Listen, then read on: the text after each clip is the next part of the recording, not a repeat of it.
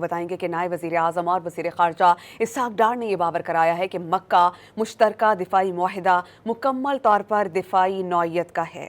Social media platform X پر انہوں نے لکھا کہ معاہدہ کسی ملک کے خلاف نہیں، یہ خطے میں امن، استحکام اور خوشحالی کے لیے دفاعی تعاون کو مضبوط بنانے کا ذریعہ ہے۔ انہوں نے معاہدہ پاکستان، سعودی عرب اور ترکی کی قیادت اور عوام کے درمیان گہرے برادرانہ تعلقات کا عکاس قرار دیا۔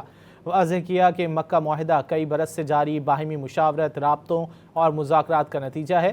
اس کا بنیادی مقصد امن و سلامتی کو درپیش مختلف چیلنجز سے نمٹنے کے لیے اسٹریٹجک تعاون کو مزید مضبوط بنانا اور خطے میں امن و استحکام اور خوشحالی کو فروغ دینا ہے۔